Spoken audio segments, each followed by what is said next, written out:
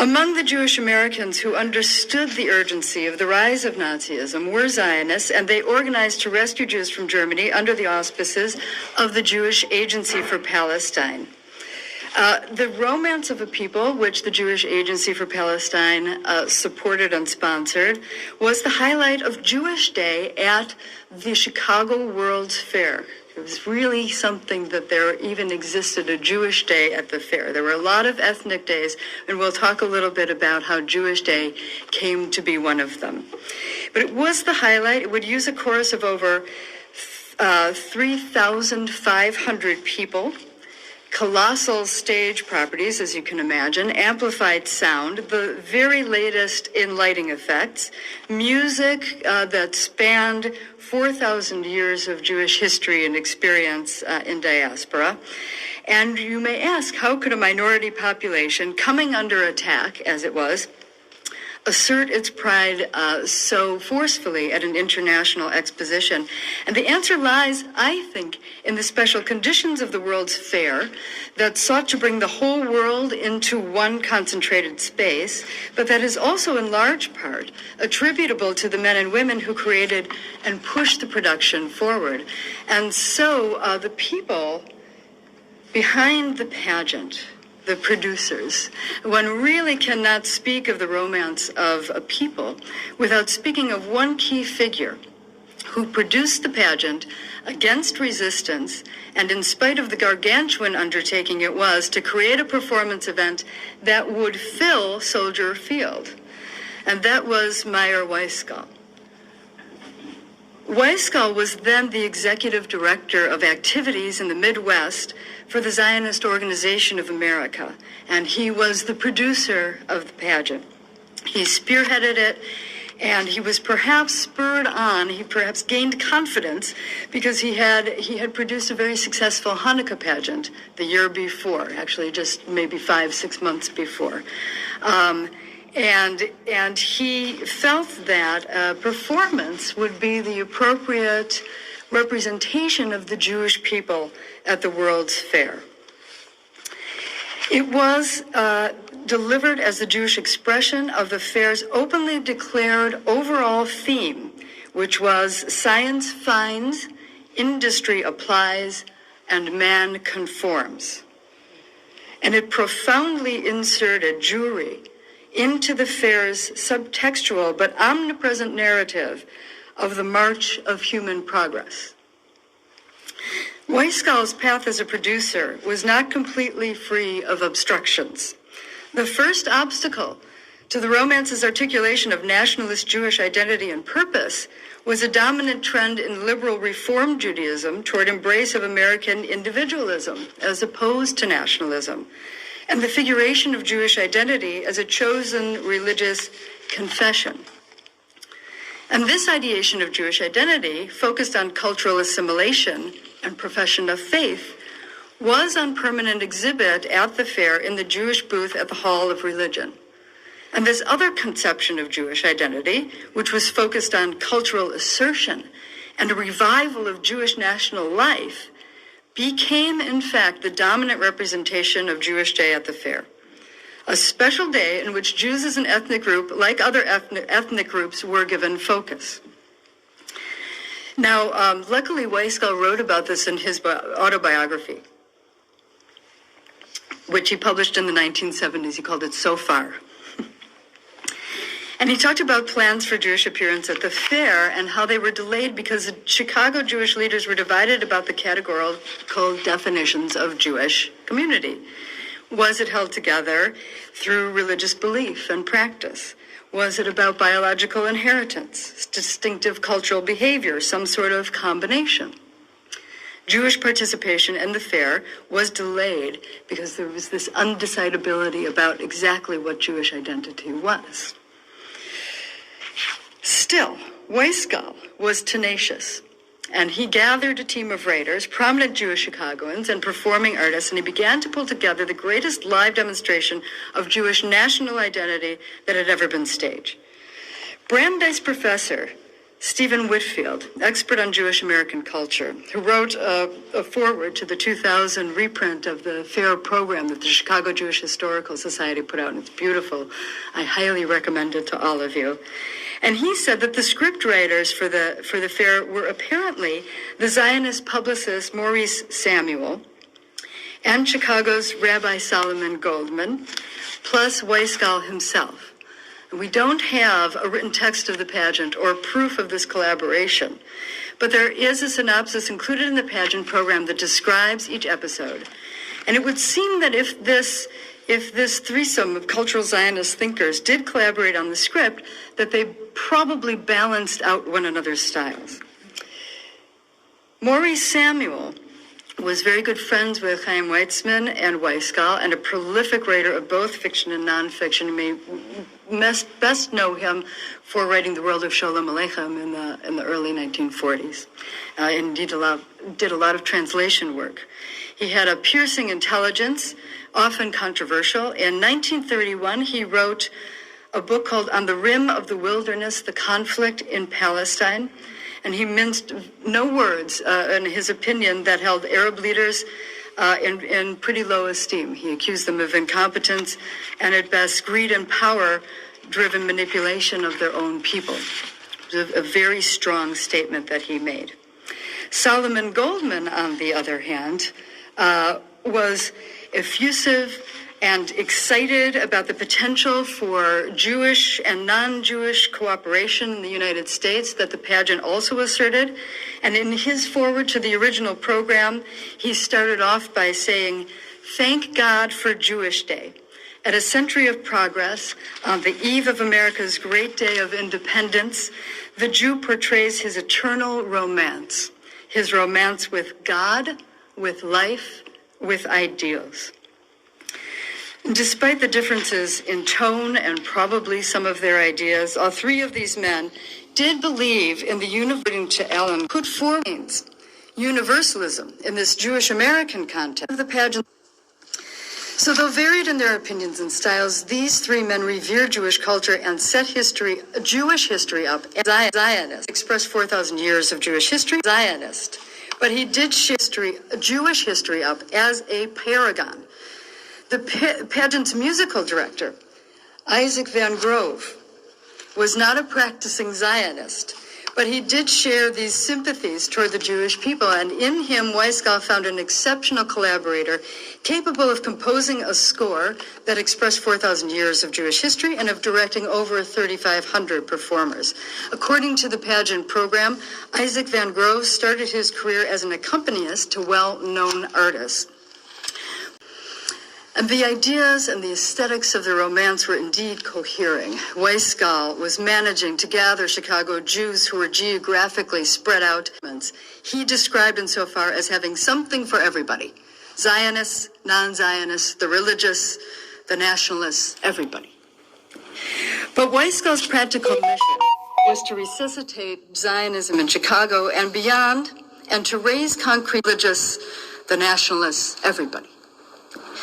But Weisgall's practical mission was to resuscitate Zionism in Chicago and beyond, and to raise concrete support for Chaim Weizmann's mission to rescue German Jewish scientists and resettle them in Palestine. So as you may recall, there had been a schism in the Zionist organization in the United States when a group following Louis Brandeis' leadership split from supporters of Chaim Weizmann. Weisgall was in the Weizmann camp. In 1921, Weizmann was elected president of the World Zionist Organization. He visited the United States and, together with Albert Einstein, undertook a fundraising campaign to advance the Zionist cause. In 1925, together with Lord Balfour, Weizmann inaugurated the Hebrew University of Jerusalem on Mount Scopus in Jerusalem. And he said on that occasion, quote, "We must create a high culture based on Jewish morality and make it a center of human culture." And indeed, that really describes the thrust of the pageant's content as well. That putting forward the narrative, the story of Jewish evolution from the beginning of time, really as human evolution, right, up to the redemption in Palestine, was the story, par excellence, of human progress. So, placing great emphasis on integrating science and industry, Weitzman promoted the establishment of advanced enterprises such as the phosphates plant at the Dead Sea and the hydroelectric plant at Naharim. However, despite renewed growth, the Jewish settlement was afflicted by an economic crisis, and to overcome that crisis, Weitzman established the Jewish Agency in 1929. Though embattled in 1933, and he had by then resigned his post as president of the Zionist organization, Weitzman was still very much respected.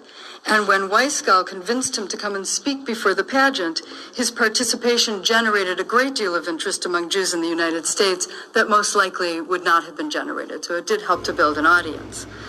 Walter Roth, to whom I am most indebted, relays the story of Weisgall's convincing Weitzman to be a part of the Jewish Day pageant in this way.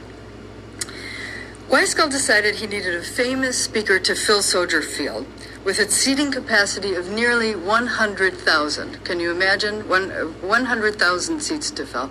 I now live in Baraboo, Wisconsin. We have 12,000 people there. Everybody knows everybody. Can you imagine being in this group? Who was the most famous Zionist Jew in 1933 and a brilliant orator at that? Chaim Weizmann, of course. Weisgall telephoned Weitzman, who was living in London, and here's the description of it in Weisgall's autobiography. Weisgall: hello, Dr. Weitzman, this is Meyer in Chicago.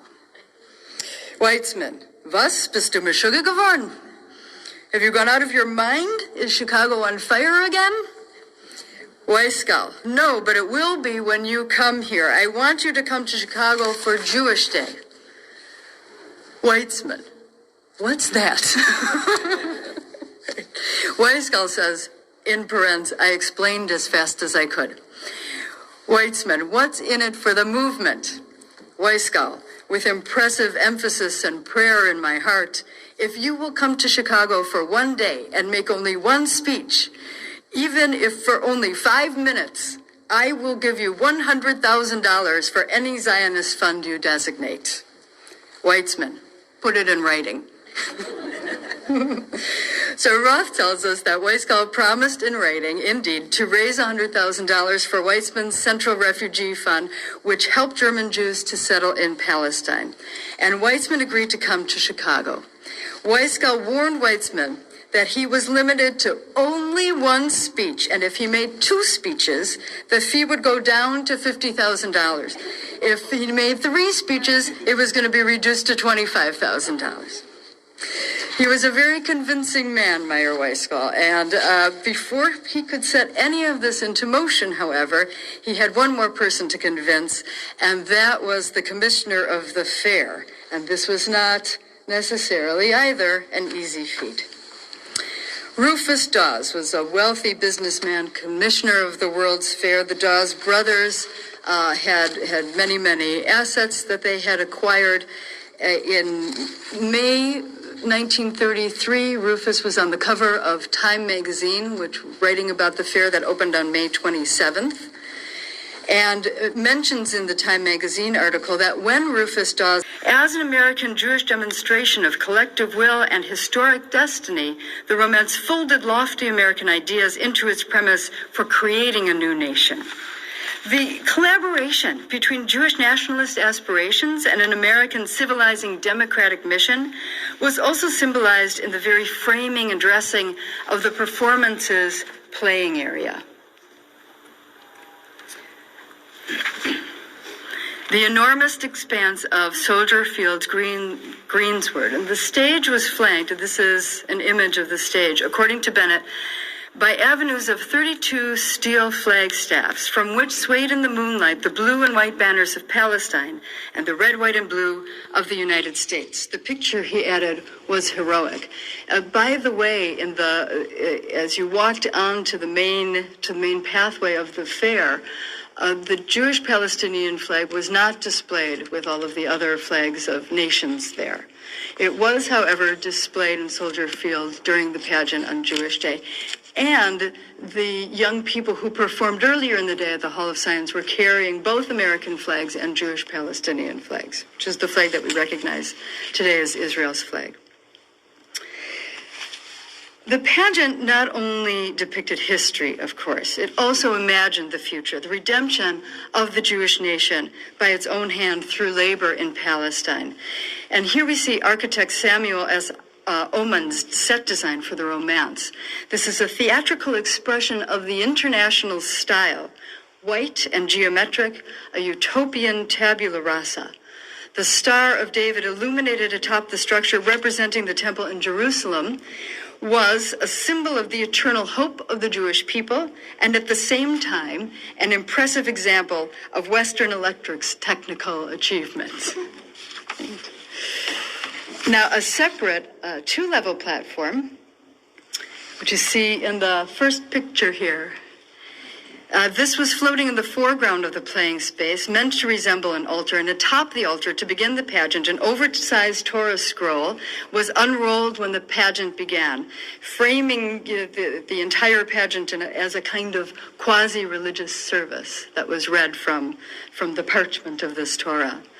The idol Moloch, which you see in this other picture, and please excuse the reproduction of this from a Chicago Tribune article, this was one of the highlights of the pageant, and it's featured in one of the wonderful clips that we have here in the museum right behind us on these computers. I encourage you to take a look. You can see this scene in action. A Chicago Tribune writer reported on a dress rehearsal and described, it's kind of a fun story. It says, Judge Harry M. Fisher, General Chairman of Jewish Day activities, was a solitary figure in the vast expanse of seats during the dress rehearsal. He looked on transfixed as under the last of the drivers, 200 slaves was dragging the huge idol Moloch to the stage, on which human sacrifices were to follow bacchanalian orgies. The judge looked at the hideous figure of Moloch and some of the feeling of revulsion against idols, which has been built up during the 4,000 years of the history of his race, must have swept over him as he pointed his finger and exclaimed, "That damned thing cost us $8,000. The idol measures 27 feet high. The question of why the World's Fair Pavilion is a state secret remains. What don't they want us to know?